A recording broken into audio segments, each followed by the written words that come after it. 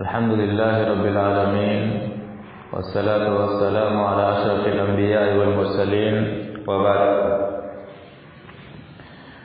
أعوذ بالله من الشيطان الرجيم. ومن يعمل سوءا أو يظلم نفسه ثم يستغفر الله يجد الله غفورا رحيما.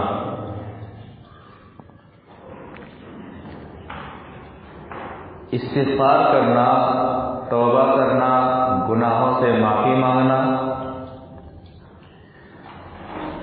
شریعت کے اندر اس کی بہت زیادہ اہمیت ہے. انسان ہے، انسان کے ناطے غلطیاں ہو جاتی ہیں، خطائیں ہو جاتی ہیں، اور اگر آدمی استغفار کو لازم پکڑتا ہے، استغفار کرتے رہتا ہے تو اس کے درجات بھی بلند ہوتے ہیں. اللہ تبارک و تعالیٰ سورۃ النساء آیت نمبر 110 میں فرماتا ہے وَمَن يَعْمَلْ سُوءًا أَوْ يَظْلِمْ نَفْسَهُ ثُمَّ يَسْتَغْفِرِ اللَّهَ، جو برائی کرے یا اپنی جان پر ظلم کرے، ثُمَّ يَسْتَغْفِرِ اللَّهَ، پھر اللہ سے توبہ کرے، اللہ سے استغفار کرے، يَجِدِ اللَّهَ غَفُورًا رَحِيمًا، تو وہ اللہ تبارک و تعالیٰ کو بخشنے والا پائے گا، رحم کرنے والا پائے گا. تو توبہ اور استغفار کی شریعت اسلامیہ کے اندر بہت زیادہ اہمیت ہے. اللہ تبارک و تعالیٰ سورہ نوح کے اندر استغفار کی اہمیت کو واضح فرماتا ہے. نوح علیہ السلام اپنی قوم میں دعوت کا کام کرتے ہیں، تبلیغ کا کام کرتے ہیں، پھر کہتے ہیں استغفروا ربکم انہ کان غفارا. سورۃ النوح آیت نمبر 10، 11، 12 پڑھتے جائیے کہ استغفروا ربکم انہ کان غفارا، اپنے رب سے استغفار کرو، اپنے رب سے معافی مانگو، یقیناً وہ بخشنے والا ہے، معاف کر دینے والا ہے. یرسل السماء علیکم مدرارا، وہ تم پر آسمان کو بارش کے لیے چھوڑ دے گا، وہ تم پر آسمان سے موسلا دھار بارش کو اتارے گا. وَيُمْدِدْكُمْ بِأَمْوَالٍ وَبَنِينَ، اور وہ پے در پہ تمہارے مال اور تمہاری اولاد میں اضافہ فرمائے گا. وَيَجْعَلْ لَكُمْ جَنَّاتٍ وَيَجْعَلْ لَكُمْ أَنْهَارًا، اور اللہ تبارک و تعالیٰ تمہارے لیے، تو اللہ تبارک و تعالیٰ تمہیں باغ عطا فرمائے گا، باغات عطا فرمائے گا، اور تمہارے لیے نہر کو جاری کر دے گا. امام قرطبی رحمہ اللہ اپنی کتاب، اپنی تفسیر قرطبی کے اندر اس آیت کے تعلق سے، ان آیتوں کے تعلق سے ایک واقعہ نقل کرتے ہیں کہ حضرت حسن بصری رحمہ اللہ کے پاس 4 شکایتیں آتی ہیں. 4 افراد الگ الگ شکایت لے کر کے آتے ہیں، جواب ایک ہوتا ہے. شکایتیں مختلف ہوتی ہیں لیکن جواب ایک ہوتا ہے. ایک شخص آتا ہے، کہتا ہے کہ میں قحط سالی سے پریشان ہوں، قحط سالی سے میں پریشان ہوں، بھوک مری سے میں پریشان ہوں. حضرت حسن بصری رحمہ اللہ فرماتے ہیں کہ استغفار کرو. دوسرا شخص آتا ہے، دوسرا شخص آ کر کے کہتا ہے کہ میں فقر کا شکار ہوں، محتاجی کا شکار ہوں. حضرت حسن بصری رحمہ اللہ اسے بھی کہتے ہیں کہ استغفار کرو. تیسرا شخص آتا ہے، تیسرا شخص آ کر کے شکایت کرتا ہے کہ میں بے اولاد ہوں، دیے۔ حضرت حسن بصری رحمہ اللہ فرماتے ہیں کہ استغفار کرو۔ چوتھا شخص آتا ہے، وہ کہتا ہے کہ میرے باغات سوکھ گئے ہیں، کھیت سوکھے ہوئے ہیں۔ جواب ملتا ہے کہ استغفار کرو۔ پوچھنے والوں نے پوچھا کہ سوالات مختلف ہیں لیکن جواب آپ نے ایک دیا۔ کسی نے کہا کہ قحط ساری سے پریشان ہے، آپ نے کہا استغفار کرو۔ کسی نے کہا اولاد نہیں ہے، آپ نے کہا استغفار کرو۔ کسی نے کہا کہ رزق میں تنگی ہے، کہا استغفار کرو۔ کسی نے کہا کہ باغات سوکھ گئے ہیں، کہا استغفار کرو۔ معاملہ کیا ہے، ماجرا کیا ہے؟ سوالات مختلف ہیں لیکن جواب آپ نے ایک دیا۔ تو جواب دیتے ہیں کہ چاروں کا جواب اور چاروں کا علاج استغفار میں موجود ہے۔ اور اسی آیت کا حوالہ دیتے ہیں کہ اللہ تبارک و تعالیٰ سورہ نوح میں فرماتا ہے استغفروا ربکم انہ کان غفارا، اپنے پروردگار سے استغفار کرو، وہ بخشنے والا ہے۔ یرسل السماء علیکم مدرارا، وہ تم پر موسلا دھار بارش کو اتارے گا۔ پہلے شخص نے شکایت کی کہ قحط سالی سے ہم پریشان ہیں، اللہ تبارک و تعالیٰ فرما رہا ہے کہ استغفار کرو، بارش کو برساؤں گا۔ وَيُمْدِدْكُمْ بِأَمْوَالٍ وَبَنِينَ، پے در پہ تمہارے مال میں اضافہ کرے گا، تمہاری اولاد میں اضافہ فرمائے گا۔ دوسرا شخص آ کر کے کہا کہ میں بے اولاد ہوں، تیسرے شخص نے آ کر کے کہا کہ میں محتاج ہوں۔ اللہ تعالیٰ فرما رہا استغفار کرو، مال میں بھی اضافہ ہوگا، اولاد بھی اللہ تبارک و تعالیٰ کا فرمائے گا۔ وَيَجْعَلْ لَكُمْ جَنَّاتٍ وَيَجْعَلْ لَكُمْ أَنْهَارًا، چوتھے شخص نے کہا کہ میرے باغات سوکھ گئے ہیں، میرے باغات سوکھے ہوئے ہیں۔ یہاں اللہ تبارک و تعالیٰ فرما رہا ہے استغفار کرو، اللہ تبارک و تعالیٰ نہروں کو جاری کر دے گا۔ تو شریعت اسلامیہ کے اندر استغفار کی بہت زیادہ اہمیت ہے، اور استغفار کا یہ مطلب نہیں ہے کہ ہم گناہ کریں تبھی ہم استغفار کریں، کوئی ضروری نہیں ہے۔ استغفار سے درجات بلند ہوتے ہیں، استغفار سے آدمی اللہ تعالیٰ سے قریب ہوتا ہے، اور ہم انسان، ہم سے غلطیاں ہو ہی جاتی ہیں۔ انبیاء کرام نے استغفار کو لازم پکڑا، توبہ کیا، اس سے استغفار کی اہمیت کا اندازہ لگایا جا سکتا ہے۔ آدم علیہ السلام سے خطا ہو جاتی ہے، بھول ہو جاتی ہے، چوک ہو جاتی ہے،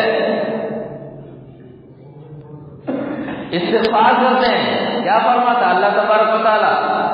سورہ اعراف آیت نمبر 23 میں فرماتا ہے ربنا ظلمنا انفسنا، اے ہمارے رب ہم نے اپنی جان پر ظلم کیا ہے، وَإِن لَّمْ تَغْفِرْ لَنَا، اگر تو نے ہمیں بخشا نہیں، تو نے ہمیں معاف نہیں کیا، لَنَكُونَنَّ مِنَ الْخَاسِرِينَ، تو ہم گھاٹا اٹھانے والوں میں سے ہو جائیں گے۔ استغفار۔ حضرت نوح علیہ السلام استغفار کرتے ہیں، کیا فرماتے ہیں؟ رب اغفر لی ولوالدی ولمن دخل بیتی مؤمنا وللمؤمنین والمؤمنات، سورہ نوح آیت نمبر 28۔ نوح علیہ السلام کہتے ہیں کہ پروردگارا مجھے، میرے ماں باپ کو، اور جو مومن مرد اور مومنہ عورتیں میرے گھر میں پناہ گزین ہیں انہیں بخش دے، انہیں معاف فرما۔ تو نوح علیہ السلام استغفار کرتے ہیں، اس سے استغفار کی اہمیت کا اندازہ لگایا جا سکتا ہے کہ ایک مسلمان کو استغفار کے معاملے میں کس قدر حساس رہنا چاہیے۔ ابراہیم علیہ السلام استغفار کرتے ہیں ربنا اغفر لی ولوالدی وللمؤمنین یوم یقوم الحساب، سورہ ابراہیم آیت نمبر 41۔ اے ہمارے رب ہمیں معاف کر دے، ہمارے والدین کو معاف فرما دے، اور مومنین کو معاف فرما دے قیامت کے دن۔ موسیٰ علیہ السلام اللہ تبارک و تعالیٰ سے معافی مانگتے ہیں، استغفار کرتے ہیں، اللہ تبارک و تعالیٰ سورہ اعراف آیت نمبر 151 میں فرماتا ہے رب اغفر لی ولأخی وادخلنا فی رحمتک وانت ارحم الراحمین، اے ہمارے رب تو مجھے اور میرے بھائی کو معاف فرما، وادخلنا فی رحمتک، اور اپنی رحمت میں تو ہمیں داخل فرما، وانت ارحم الراحمین، اور تو سب سے زیادہ رحم کرنے والا ہے۔ ان تمام آیات سے استغفار کی اہمیت سے پتہ چلتا ہے کہ ایک مومن کی زندگی میں توبہ اور استغفار کا کتنا اہم معاملہ ہونا چاہیے۔ ان آیات اور ان واقعات سے پتہ چلتا ہے کہ استغفار کو کثرت کے ساتھ کرنا چاہیے۔ پریشان دلوں کے لیے دوا استغفار ہے، رزق میں پریشان ہے، رزق میں تنگی ہے، علاج استغفار ہے، بے اولاد ہے اور علاج استغفار ہے، قحط کا معاملہ ہے، علاج استغفار ہے، مال میں کمی کا معاملہ ہے، کھیتی باڑی میں تنگی کا معاملہ ہے، اناج میں کمی کا معاملہ ہے، علاج استغفار ہے۔ یہی وجہ ہے کہ نبی صلی اللہ علیہ وسلم کے صحابی کہتے ہیں کہ ایک مجلس میں نبی صلی اللہ علیہ وسلم 100 مرتبہ تک ہم گن لیا کرتے تھے کہ ایک مجلس میں بیٹھے بیٹھے نبی صلی اللہ علیہ وسلم 100 مرتبہ استغفار کیا کرتے تھے۔ ایک مجلس میں بیٹھنے کا یہ معاملہ ہے، تو ہمارا اور آپ کا کیا معاملہ ہونا چاہیے اور کتنا ہم سب کو کتنا حساس ہونا چاہیے استغفار کے معاملے میں۔ نبی صلی اللہ علیہ وسلم کی ایک حدیث سے اس کی تائید ہوتی ہے۔ حدیث وعن عبد الله بن عمر رضی اللہ تعالی عنہما ان كنا لنعد لرسول الله صلی اللہ علیہ وسلم في المجلس الواحد 100 مرة رب اغفر لي وتب علي انك انت التواب الرحیم، رواه ابو داؤد في کتاب الوتر۔ ابو داؤد شریف کی حدیث ہے، راوی حدیث حضرت عبداللہ بن عمر رضی اللہ تعالیٰ عنہ، وہ فرماتے ہیں کہ ان كنا لنعد لرسول اللہ صلی اللہ علیہ وسلم فی المجلس الواحد، ایک مجلس میں بیٹھے بیٹھے نبی صلی اللہ علیہ وسلم استغفار کیا کرتے تھے۔ ہم لوگ گنا کرتے تھے، ہم شمار کیا کرتے تھے کہ نبی صلی اللہ علیہ وسلم ایک مجلس میں کتنی مرتبہ استغفار کرتے ہیں، کہتے ہیں 100 مرتبہ تک ہم لوگ گن لیا کرتے تھے۔ کیا کہتے ہوئے؟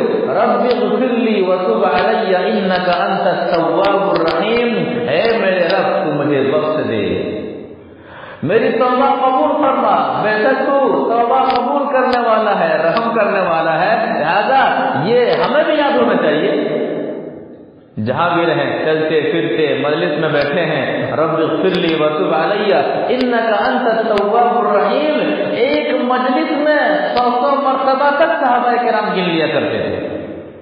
استغفار کا یہ معاملہ تھا۔ دن میں مجلس میں نبی صلی اللہ علیہ وسلم بیٹھے ہوئے ہیں، 100 مرتبہ تک ایک مجلس میں استغفار کیا کرتے تھے۔ رات ہوتی تھی کھڑے ہو جایا کرتے تھے، وہاں بھی استغفار کیا کرتے تھے۔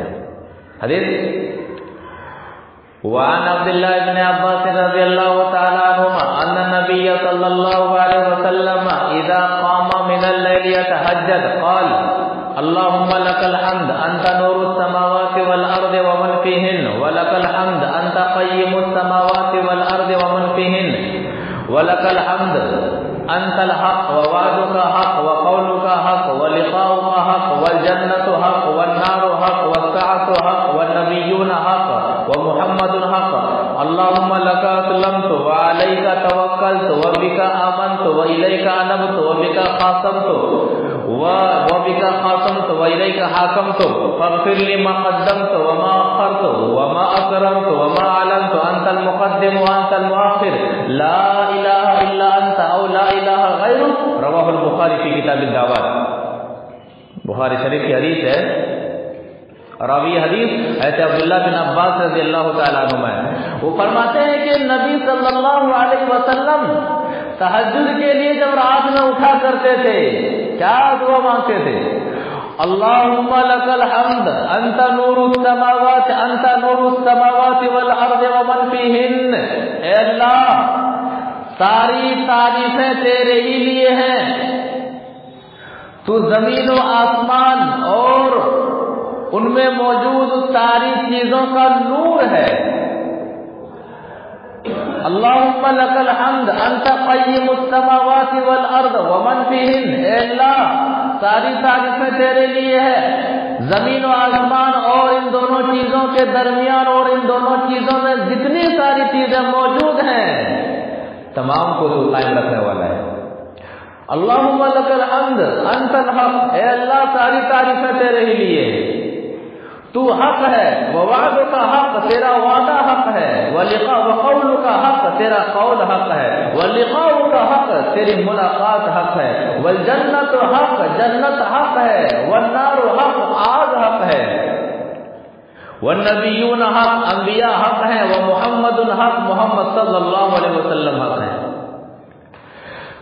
اس کے بعد کیا کہتے ہیں؟ اللہم اسلمت الیک، اے اللہ میں نے خود کو تیرے سپرد کر دیا، میں نے تجھی پر بھروسہ کیا، میں نے تجھی پر ایمان لایا، میں نے تیری ہی جانب رجوع کیا، میں نے تمام معاملات میں نے دشمنوں کو آپ کے حوالے کر دیا، آپ کو سپرد کر دیا، فیصلے کو آپ کی سپرد کر دیا۔ پھر کہتے ہیں فاغفر لی، مجھے بخش دے۔ کب؟ تہجد میں کھڑے ہیں، تہجد میں اللہ کے رسول صلی اللہ علیہ وسلم اٹھے ہوئے ہیں، رات میں اٹھے ہوئے ہیں، کہتے ہیں فاغفر لی ما قدمت وما اخرت، جو میں نے بعد میں، جو میں نے پہلے کیا اور جو میں نے بعد میں کیا، وما قدمت، اور جو میں نے پہلے گناہ بھیجے ہیں یا پھر جو میں نے بعد کا میرے گناہوں کا معاملہ ہے، دونوں بخش دے، اگلے پچھلے میرے جو گناہوں کا معاملہ ہے بخش دے، وما اسررت وما اعلنت، جو میں نے چھپا کر کے کیا ہے، جو میں نے اعلان کر کے کیا ہے، تو مجھے بخش دے۔ نبی صلی اللہ علیہ وسلم معصوم من الخطا، لیکن استغفار، اس لیے استغفار کا یہ معنی نہیں ہے کہ گناہ کرے کبھی استغفار کرے، نہیں، استغفار سے درجات بلند ہوتے ہیں۔ نبی صلی اللہ علیہ وسلم استغفار کر رہے ہیں۔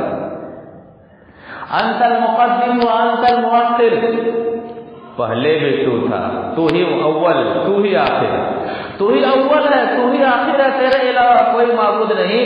نبی صلی اللہ علیہ وسلم رات میں اس دعا کا اہتمام کیا کرتے تھے؟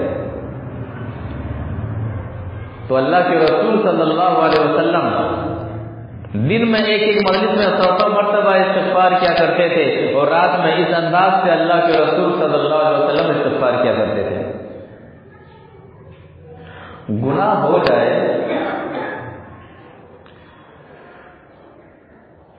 غلطی ہو جانا غلطی نہیں ہے، کہا جاتا ہے کہ غلطی ہو جانا غلطی نہیں ہے، غلطی ہو جانے کے بعد جانتے بوجھتے غلطی پر اڑے رہنا یا پھر غلطی کو صحیح کرنے کی کوشش کرنا، یہ غلطی ہے، یہ بہت بڑی غلطی ہے۔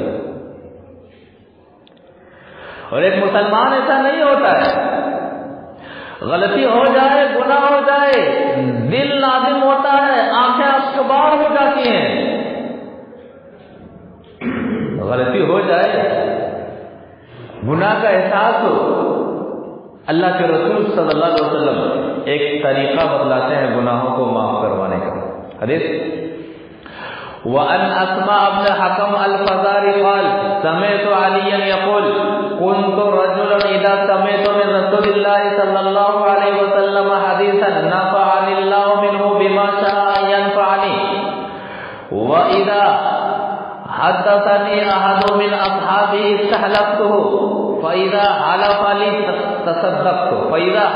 لي صدقته وقال وحدثني أبو بكر وصدق أبو بكر أنه قال سمعت رسول الله صلى الله عليه وسلم يقول ما من عبد يذنب ذنبا فيحسن الطهور ثم يقوم فيصلي ركعتين ثم يستغفر الله إلا غفر الله له رواه أبو داود في كتاب الوتر۔ ابو داؤد شریف کی حدیث ہے، راوی حدیث حضرت اسما بن حکم الفزاری ہیں.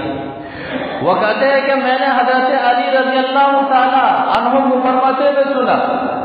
حضرت علی رضی اللہ تعالی عنہ فرماتے ہیں کہ جب بھی میں نبی صلی اللہ علیہ وسلم سے کوئی حدیث سنتا، اللہ تبارک و تعالی جس قدر مجھے توفیق دیتا میں اس سے فائدہ اٹھاتا، میں اس پر عمل کرتا. حدیث رسول آ جانے کے بعد عمل کرنا یہ ایک مسلمان کا سیوا ہونا چاہیے. اور جب کوئی صحابی نبی صلی اللہ علیہ وسلم کے حوالے سے مجھے حدیث بتاتا، میں اسے قسم دلاتا کہ قسم کھا کے کہا کہ واقعی تو نے نبی صلی اللہ علیہ وسلم سے حدیث سنی ہے. کتنا اہم معاملہ ہوتا تھا حدیث کا. کہتے جب قسم کھاتے تھے تو میں تصدیق کر لیتا تھا، میں ان کی بات کو مان لیتا تھا. کہتے ابو بکر رضی اللہ تعالی عنہ نے مجھ سے حدیث بیان کیا اور ابو بکر رضی اللہ تعالی عنہ سچے ہیں. کہتے ہیں کہ حضرت ابو بکر رضی اللہ تعالی عنہ نے فرمایا میں نے نبی صلی اللہ علیہ وسلم کو فرماتے ہوئے سنا، ما من عبد یذنب ذنبا فیحسن الطہور، جو بندہ گناہ کر بیٹھتا ہے، جو بندہ خطا کر بیٹھتا ہے، جو بندہ لغزش کر بیٹھتا ہے، احساس ہوتا ہے، پریشان ہو جاتا ہے، کیا کرتا ہے؟ نماز کی جانب رجوع کرتا ہے. فیحسن الطہور، اچھی طرح سے وضو کرتا ہے. ثم یقوم فیصلی رکعتین، گناہ کر لینے کے بعد گناہ انہیں ستا رہا ہے، گناہ پریشان کر رہا ہے، گناہ بے چین کر رہا ہے، بے قرار کر رہا ہے کہ گناہ ہو گیا ہے، غلطی ہو گئی ہے. وضو کرتا ہے، اچھی طرح سے وضو کرتا ہے، کھڑے ہو کر کے 2 رکعت نماز پڑھتا ہے، پھر توبہ کرتا ہے، استغفار کرتا ہے کہ پروردگارا معاف کر دے، پروردگارا غلطی ہو گئی ہے، خطا ہو گئی ہے، گناہ ہو گیا ہے، معاف فرما. اللہ کے رسول صلی اللہ علیہ وسلم فرما رہے ہیں ایسا کر کے جو استغفار کرتا ہے اللہ تبارک و تعالیٰ ان کے گناہوں کو معاف فرما دیتا ہے. کتنا معاملہ ہے. تو گناہ ہو جائے تو معاف کرنے کا ایک طریقہ کہ صلاۃ التوبہ، توبہ والی نماز، توبہ کی نماز. آدمی اچھی طرح سے وضو کرے، 2 رکعت نماز ادا کرے اور اس کے بعد سے دعا کرے، استغفار کرے کہ پروردگارا خطا ہو گئی ہے تو مجھے معاف فرما، اگر تو معاف نہیں کرے گا تو کون معاف کرے گا. حدیث کہتی ہے الا غفر اللہ لہ، اللہ تبارک و تعالیٰ انہیں معاف فرما دے گا. 2 رکعت پڑھنے کا افضل وقت کیا ہے؟ کب پڑھے؟ حدیث کی روشنی میں رات کے آخری حصے میں یہ عمل کریں جو افضل وقت ہے. اللہ تبارک و تعالیٰ سورہ ذاریات آیت نمبر 18 میں فرماتا ہے وَبِالْأَسْحَارِ هُمْ يَسْتَغْفِرُونَ، تہجد میں اٹھ کر کے اللہ تبارک و تعالیٰ سے استغفار کرتے ہیں، معافی مانگتے ہیں. یہ اللہ کے بندے ہیں، یہ نیکوکاروں کی صفت ہے. اللہ تبارک و تعالیٰ سورہ آل عمران آیت 17 میں فرماتا ہے وَالْمُسْتَغْفِرِينَ بِالْأَسْحَارِ، سحری کے وقت، صبح کے وقت استغفار کرنے والے. تو جب بھی استغفار کا معاملہ ہو، گناہوں کی معافی کا معاملہ ہو، رات کا آخری حصہ چنے. اور حدیث بھی کہتی ہے اس حصے میں اللہ تعالیٰ خود آسمان دنیا پر چل کے آتا ہے. یہ بندوں کے لیے کس قدر شرف کی بات ہے. ارے وعن ابي هريره رضي الله تعالى عنه قال قال رسول الله صلى الله عليه وسلم ينزل ربنا الى السماء الدنيا كل ليله حين يبقى ثلث الليل الاخر فيقول من يدعوني فاستجيب له من يسالني فاعطيه من يستغفرني فاغفر له. رواه مسلم في كتاب صلاة المسافرين. مسلم شریف کی حدیث ہے. راوی حدیث حضرت ابو ہریرہ رضی اللہ تعالیٰ عنہ ہے. وہ فرماتے ہیں کہ اللہ کے رسول صلی اللہ علیہ وسلم نے فرمایا اللہ تبارک و تعالی ہر رات آسمان دنیا پر اترتا ہے. پہلے آسمان پر اترتا ہے جب رات کا آخری حصہ باقی رہتا ہے، جب رات کو 3 حصے میں کر دیجیے، جب رات کا 2 حصہ گزر جاتا ہے اور جب رات کا آخری حصہ بچتا ہے، اللہ تبارک و تعالیٰ آسمان دنیا پر اتر کر کے آتا ہے۔ کیوں آتا ہے؟ بندوں کی دعا سننے کے لیے، بندوں کا مسئلہ حل کرنے کے لیے، بندوں کی پریشانیاں حل کرنے کے لیے، بندوں کی بے چینیوں کو سن کر کے اس میں چین پیدا کرنے کے لیے، قرار پیدا کرنے کے لیے۔ کیا کہتا ہے؟ مَن يَدْعُونِي فَاسْتَجِيبَ لَهُ، ہے کوئی پکارنے والا، ہے کوئی مجھے ندا لگانے والا، مَن يَدْعُونِی، ہے کوئی صدا دینے والا، ہے کوئی مجھ سے دعا مانگنے والا تاکہ میں اس کی دعا سن لوں۔ آسمان دنیا پر چل کے آتا ہے، ہر رات کا یہ معاملہ ہوتا ہے۔ مَن يَسْأَلُنِی فَأُعْطِیَ، ہے کوئی سوال کرنے والا، ہے کوئی دستے سوال دراز کرنے والا، ہے کوئی مجھ سے مانگنے والا، ہے کوئی میرے در کا سوالی، میرے در کا سوالی، تاکہ میں اس کی جھولی کو بھر دوں۔ یہ اللہ تبارک و تعالیٰ کی صفت ہے۔ آسمان دنیا پر چل کر کے رات کے آخری پہر میں آ کر کے یہ ندا دیتا ہے، صدا دیتا ہے کوئی سوال کرنے والا، سوال کرے اور میں اس کا جواب دوں۔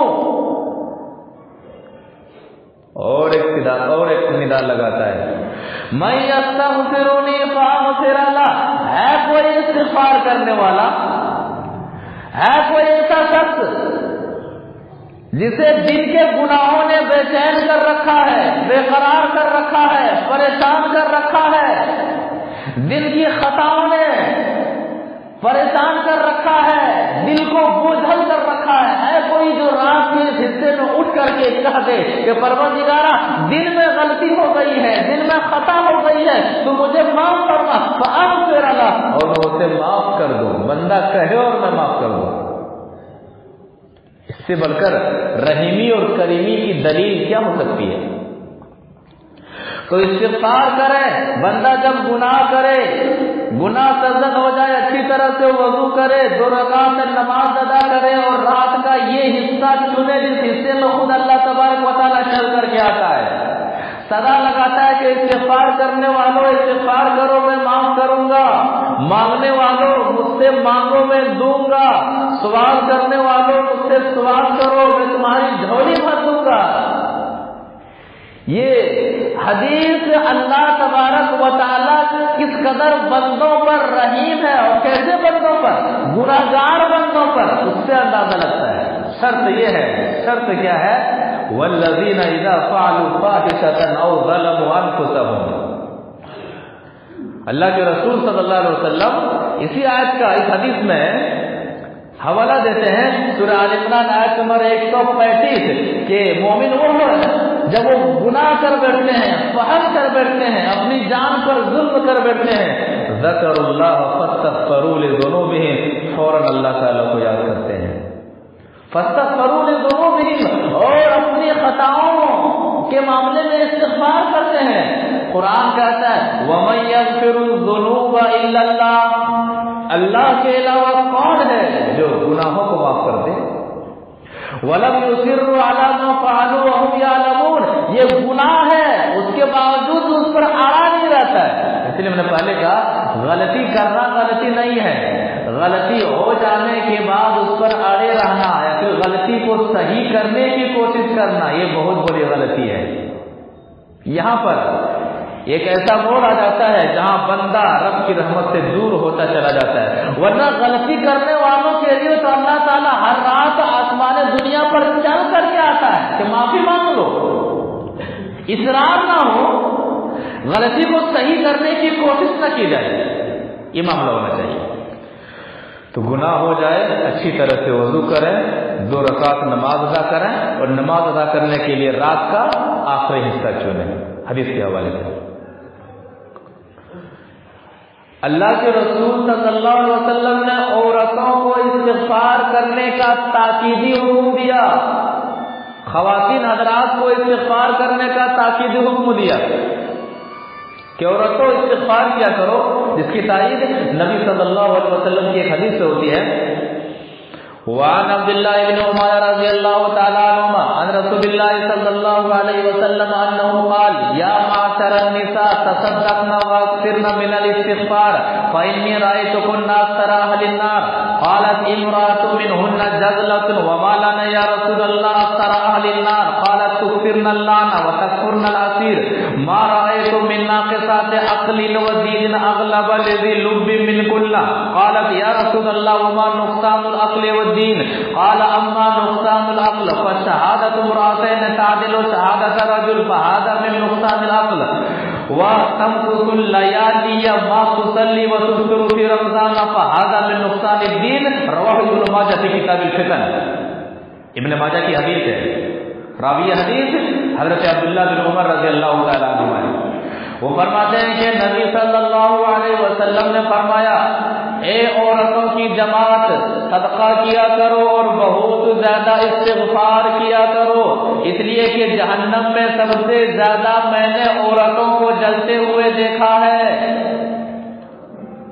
معراج میں جو مشاہدہ ہوا تھا تو نبی صلی اللہ علیہ وسلم نے دیکھا کہ عورتیں سب سے زیادہ جہنم میں جل رہی ہیں. واپس آنے کے بعد کہتے ہیں اے عورتوں استغفار کیا کرو اور بہت زیادہ استغفار کیا کرو اور صدقہ کیا کرو، اس لیے کہ جہنم میں سب سے زیادہ عورتوں کو جلتے ہوئے دیکھا ہے.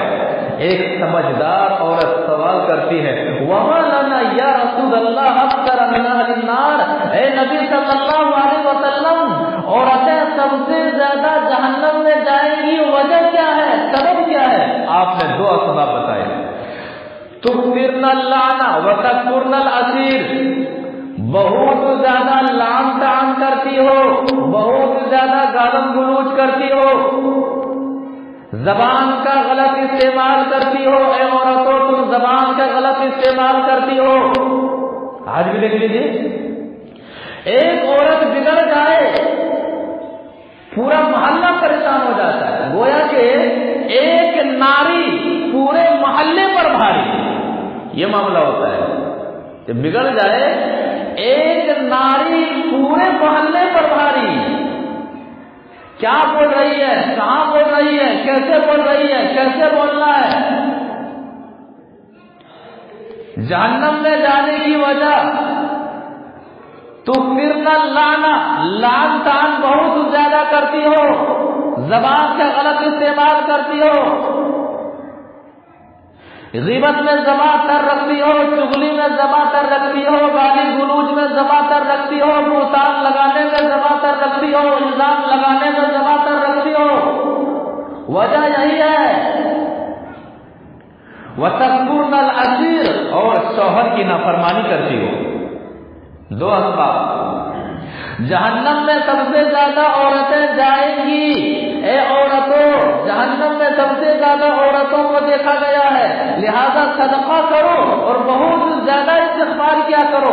وجہ پوچھنے پر اسباب سامنے آتے ہیں، وجوہات سامنے آتے ہیں کہ لعن طعن بہت زیادہ کرتی ہو اور شوہر کی نافرمانی کرتے ہو. لہذا ہماری ماؤں اور بہنوں کو دیکھنا چاہیے کہیں یہ جہنم میں دو اسباب جو جہنم میں لے جانے والے ہیں ہمارے اندر تو نہیں ہے. اگر ہمارے اندر ہے اسے اپنے اندر سے دور کرنا چاہیے، اپنے اندر اچھی خصلت لانا چاہیے، اور اگر نہیں ہے تو مزید نہ ہو، یہ عزم ہونا چاہیے. پھر اللہ کے رسول صلی اللہ علیہ وسلم فرماتے ہیں ما رأیت من ناقصات عقل و دین اغلب ذی لب منکن. عورتوں میں نے باوجود اس کے کہ تم عورتیں ناقص العقل ہو، ناقص الدین ہو، مردوں کے دل پر تم سے زیادہ راج کرنے والا، تم سے زیادہ بہلانے والا، تم سے زیادہ مردوں کے دل کو غالب کرنے والا میں نے نہیں دیکھا. اغلب الذی لب منکم. آج بھی نوجوان بگڑا ہوا ہے عورتوں کی وجہ سے. ایک وجہ کیا ہے؟ لڑکیاں ہیں. آدمی دین سے دور ہے، ایک وجہ کیا ہے؟ عورت ہے. حدیث کہتی ہے کہ ناقص العقل ہونے کے باوجود، ناقص الدین ہونے کے باوجود مردوں کی عقل پر تم سے زیادہ غالب ہوتے ہوئے کسی کو نہیں دیکھا. پھر سوال، اے نبی صلی اللہ علیہ وسلم، وما نقصان العقل والدین، ہماری عقل میں کمی کیا ہے، ہمارے دین میں کمی کیا ہے؟ جواب ملتا ہے فَشَهَادَةُ امْرَأَتَيْنِ تَعْدِلُ شَهَادَةَ رَجُلٍ، دو عورتوں کی گواہی ایک مرد کی گواہی کے برابر ہے. یہ کیا ہے؟ عقل کی کمی کے نشانی ہے. وَتَمْكُثُ اللَّيَالِيَ مَا تُصَلِّي وَتُفْطِرُ فِي رمضان، ہر مہینے میں کچھ دن ایسے گزرنا پڑتا ہے جس میں تم نماز نہیں پڑھ سکتی ہو، ایام ماہواری سے گزرنا پڑتا ہے، اس میں عورتوں کے لیے نماز معاف ہے، روزہ نہیں رکھ سکتی ہو لیکن روزہ بعد میں مکمل کر لینا ہے، نماز معاف ہے. کہتے یہ تمہاری دین کی کمی ہے.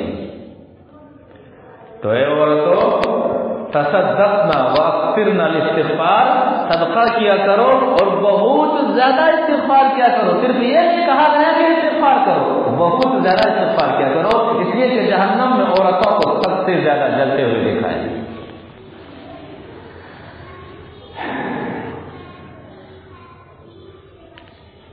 گناہ کرنے سے دل زنگ آلود ہو جاتا ہے. جس طرح سے لوہے کو، چھری کو، چاقو کو یوں ہی آپ چھوڑ دیں گے تو وہ چھری کچھ دنوں بعد خرد ہو جاتی. کیوں؟ اس پر زنگ لگنے کی وجہ سے. چھری زنگ آلود ہو جائے، دھاڑ زنگ آلود ہو جائے تو وہ دھاڑ کاٹنا چھوڑ دیتی ہے، اسے صرف دھاڑ دینا پڑتا ہے، اسے چھری کو تیز کرنا پڑتا ہے. اسی طرح سے اگر آدمی گناہ کرتا جائے تو دل سیاہ ہو جاتا ہے، دل زنگ آلود ہو جاتا ہے. جس طرح سے چھری کو بہت دنوں کے بعد اگر پھر نکالی جائے تو چھری زنگ آلود ہو جاتی ہے، وہ چھری کسی کام کی نہیں رہتی ہے. اسی طرح سے جب گناہ آدمی کرتا رہتا ہے دل زنگ آلود ہو جاتا ہے، پھر یہ دل کسی کام کا نہیں رہتا ہے. آدمی زندہ تو دکھنے میں رہتا ہے لیکن دل مر چکا ہوتا ہے، ضمیر مر چکا ہوتا ہے، چلتی پھرتی لاش بن کر کے آدمی کی زندگی گزرتی ہے. حدیث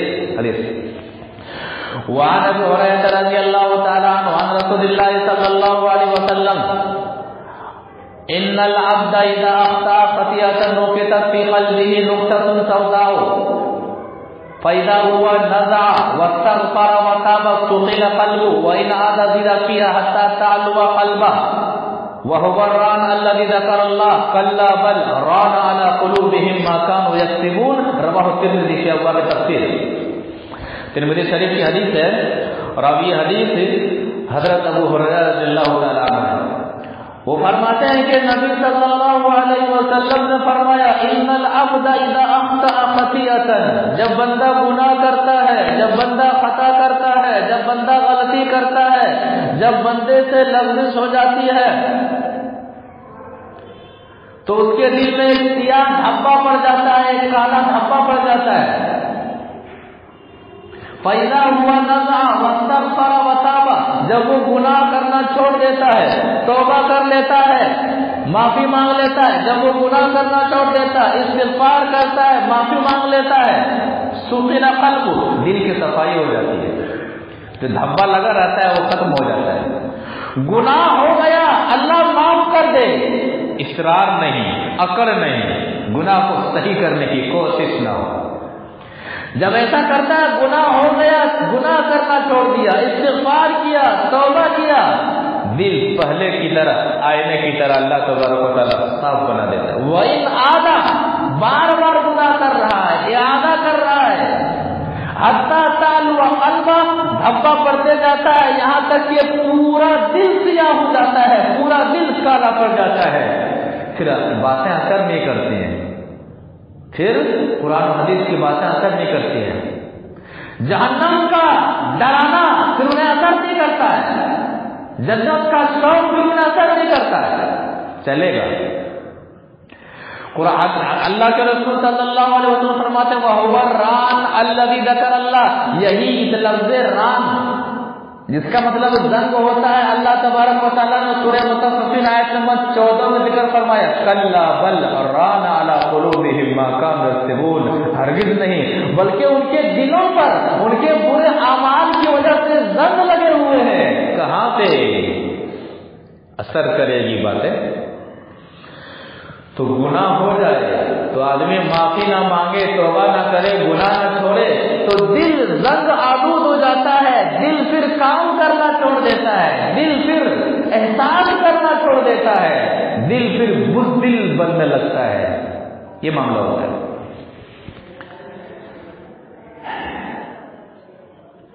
استغفار کے جہاں بہت سارے فوائد ہیں، ان میں سے ایک اہم فائدہ یہ ہے کہ استغفار کرنے سے آخرت میں کامیابیاں آخرت کی کامیابیاں جھلکنے لگتی ہیں، آخرت کے نامہ اعمال خوشنما ہونے لگتے ہیں۔ حدیث وعن الزبیر ان النبی صلی اللہ علیہ وسلم قال من سره ان تسر من احب ان تسره صحيفته فليكثر فيها من الاستغفار، رواه الطبراني في المعجم الاوسط۔ طبرانی شریف کی حدیث ہے، راوی حدیث ہے زبیر رضی اللہ تعالی عنہ ہے، وہ کہتے ہیں کہ اللہ کے رسول صلی اللہ علیہ وسلم نے فرمایا من احب ان تسره صحيفته، جو چاہتا ہے کل قیامت کے روز اس کا نامہ اعمال اسے خوش کر دے، جو چاہتا ہے کل قیامت کے روز اس کا نامہ اعمال اسے خوش کر دے، اسے چین عطا کرے، اسے اطمینان عطا کرے، اسے قرار عطا کرے، کیا کرے دنیا کے اندر؟ فَلْيُكْثِرْ فِيهَا مِنَ الْاِسْتِغْفَارِ، استغفار کو بہت زیادہ کیا کرے، بہت زیادہ استغفار کیا کرے۔ پہلے ہی بتا چکا کہ نبی صلی اللہ علیہ وسلم ایک مجلس میں 100 مرتبہ تک رب اغفر لی وتب علی انک انت التواب الرحیم کہا کرتے تھے۔ صحابی کہتے ہیں ایک مجلس کا یہ معاملہ تھا کہ ہم 100 مرتبہ گر لیا کرتے تھے۔ تو جو چاہتا ہے کہ کل قیامت کے روز اس کا نامہ اعمال اسے خوش کر دے، دنیا میں بہت زیادہ استغفار کرے، بہت زیادہ استغفار کرے، استغفار کو وہ لازم پکڑے، کثرت استغفار سے اپنے دامن کو بھرتا رہے۔ استغفار کی اہمیت کا اندازہ اس بات سے لگا سکتے ہیں کہ رکوع اور سجدہ دونوں میں نبی صلی اللہ علیہ وسلم ایک دعا پڑھتے تھے، جو دعا رکوع میں پڑھتے تھے وہی دعا سجدے میں پڑھتے تھے، اس میں استغفار کا ذکر ہے۔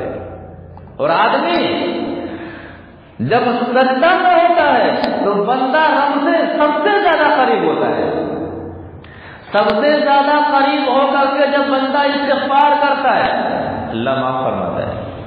حدیث وعن عائشہ رضی اللہ تعالی عنہ قالت كان رسول الله صلی اللہ علیہ وسلم قصر ان يقول في ركوعه وسجوده سبحانك اللهم ربنا وبحمدك اللهم اغفر لي يتأول القرآن، رواه البخاری في کتاب التفسیر۔ بخاری شریف کی حدیث ہے، راویہ حدیث حضرت عائشہ رضی اللہ تعالی عنہ وہ فرماتی ہیں کہ نبی صلی اللہ علیہ وسلم رکوع میں اور سجدہ میں سب سے زیادہ جو پڑھا کرتے تھے، بکثرت جو پڑھا کرتے تھے وہ دعا تھی، یہ دعا تھی سبحانک اللہم ربنا وبحمدک اللہم اغفر لی۔ رکوع میں بھی یہ دعا پڑھا کرتے تھے اور سجدے میں بھی یہ دعا پڑھا کرتے تھے اور کثرت سے پڑھا کرتے تھے سبحانک اللہم ربنا، تیری ذات پاک ہے اللہ، وبحمدک اللہم اغفر لی، اے اللہ ساری تعریفیں تیرے ہی لیے ہے، تو مجھے بخش دے، تو مجھے معاف فرما۔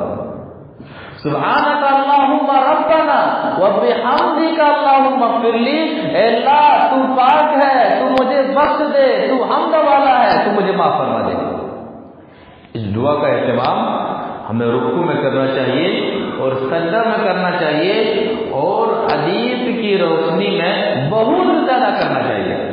اللہ کے رسول صلی اللہ علیہ وسلم بہت زیادہ اس دعا کا اہتمام کیا کرتے تھے۔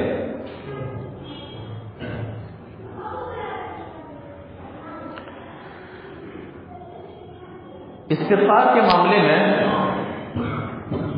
یہ بات بھی ذہن رہے، اپنے والدین کے لیے بھی آدمی استغفار کرے، اپنے ماں باپ کے لیے بھی استغفار کرے،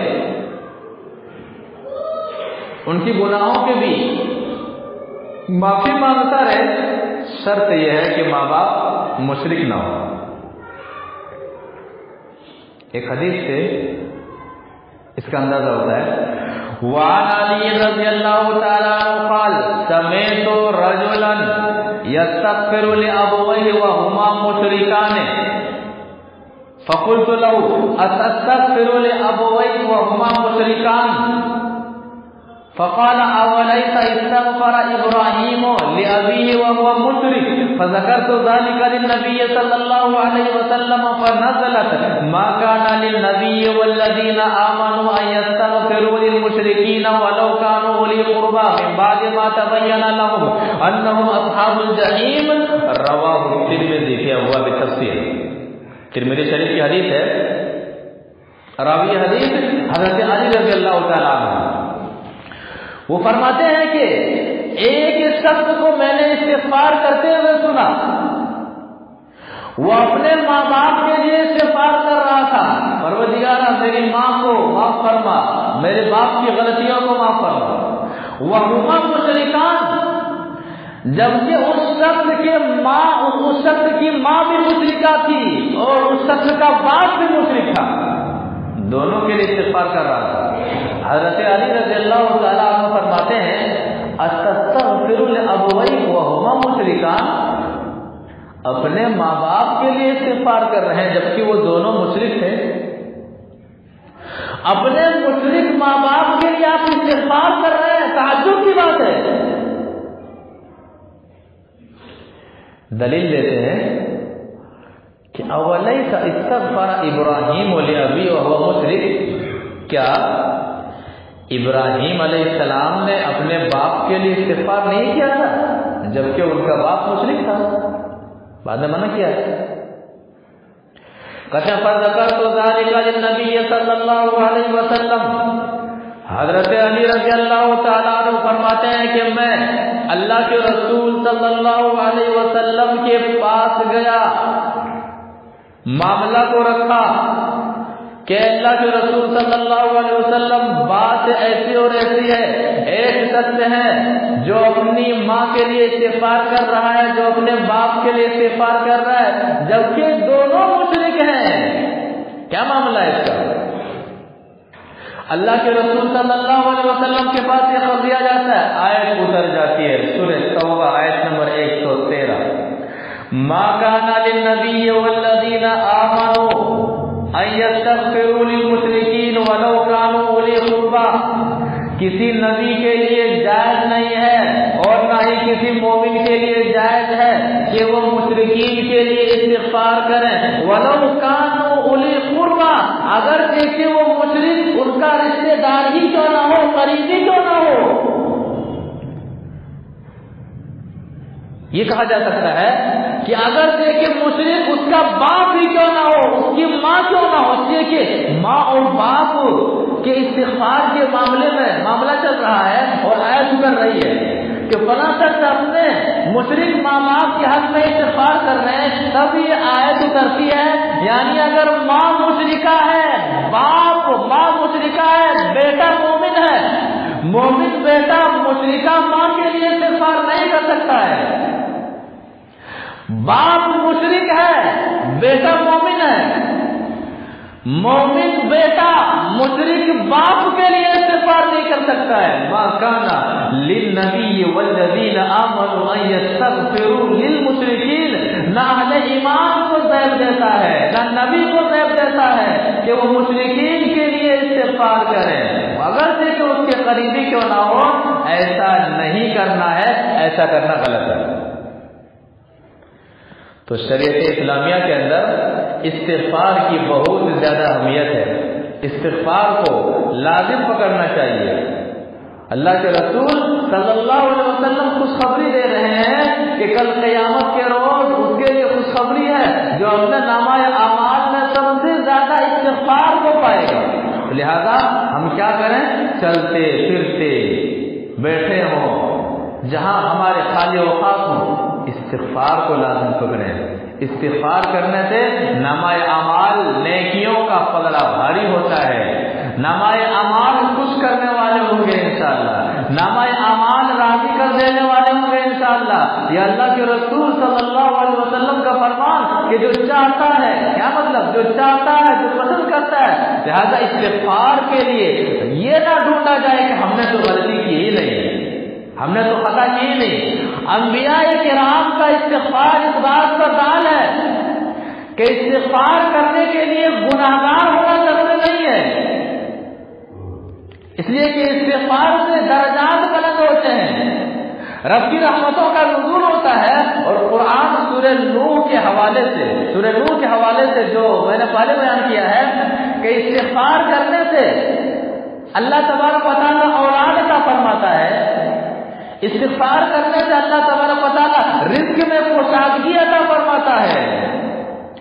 استغفار کرنے سے اللہ تبارک و تعالیٰ قحط سالی سے نجات دلاتا ہے.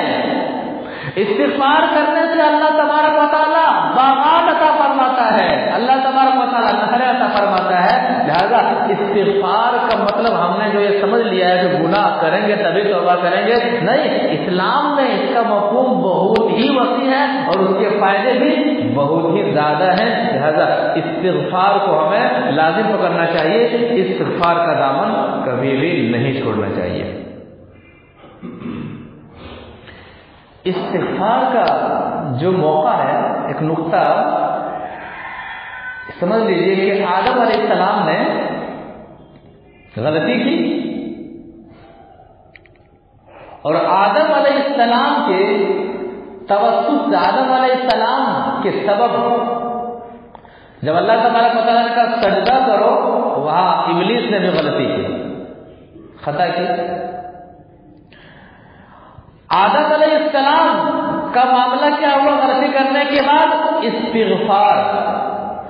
ابلیس کا معاملہ کیا ہوا رب کی بات نہ ماننے کے بعد؟ استکبار. استغفار، استکبار. استغفار معافی مانگنا، استکبار تکبر کرنا، غرور میں مبتلا رہنا، گھمنڈ میں مبتلا رہنا. لہذا آدم ہی سے آدمی کا سلسلہ شروع ہوا ہے.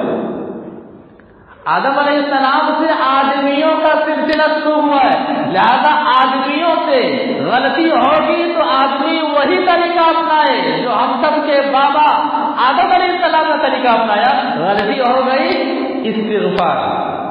وہ طریقہ نہ اپنائے تو ابلیس نے اپنایا، استکبار، کہ ہم کیوں سجدہ کریں گے، ہم تیری بات کیوں نہیں مانیں گے. لہذا غلطی ہو جانا غلطی نہیں ہے، غلطی ہو جانے کے بعد استغفار نہ کرنا غلطی ہے. غلطی ہو جانے کے بعد غلطی پر اڑے رہنا غلطی ہے. غلطی ہو جانے کے بعد غلطی کو صحیح کرنے کی کوشش کرنا یہ غلطی ہے. اور یہ ساری صفتیں کس کی ہیں؟ ابلیس کی، استکبار. اور آدم علیہ السلام کی کیا صفت ہے؟ ربنا ظلمنا انفسنا، پروردگارا میں نے ظلم کیا ہے اپنی جان پر. وَإِن لَّمْ تَغْفِرْ لَنَا وَتَرْحَمْنَا لَنَكُونَنَّ مِنَ الْخَاسِرِينَ. بخشا نہیں، معاف نہیں کیا تو ہم گھاٹا اٹھانے والوں میں سے ہو جائیں گے. لہذا آدم کی اولاد کو چاہیے کہ آدم علیہ السلام کا طریقہ اپنائے. جب گناہ ہو جائے، غلطی ہو جائے، خطا ہو جائے، وہ طریقہ نہ اپنائے جس طریقہ نے شیطان کو راستہ درگاہ کر دیا اور جس شیطان نے آدم علیہ السلام کو غلطی کرنے پر مجبور کر دیا. آدمی دوبارہ وہ غلطی نہ کرے اور جب غلطی ہو جائے تو معافی مانگ لے. اللہ تبارک و تعالیٰ معاف کرنے کے لیے ہر رات آسمان دنیا پر چل کے آتا ہے.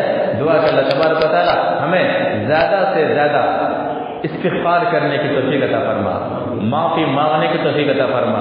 پروردگارا ہم سے جو گناہ ہوتے ہیں اور جو گناہ ہو رہے ہیں، پروردگارا ہمیں اپنے گناہوں پر نادم ہو کر کے معافی مانگنے کی اور استغفار کرنے کی توفیق عطا فرما، اور ہماری خطاؤں کو معاف فرما کر کے تو نیکیوں میں بدل دے۔ پروردگارا، ہم میں سے جو گناہگار ہیں، گناہوں پر اڑے ہوئے ہیں، گناہوں پر ڈٹے ہوئے ہیں، پروردگارا تو ان کے اندر ندامت پیدا فرما، ندامت کا احساس پیدا فرما، اور تیری جانب رجوع ہو کر کے تجھ سے معافی مانگتے ہوئے بقیہ زندگی شریعت کے مطابق گزارنے کی توفیق عطا فرما۔ آمین یا رب العالمین۔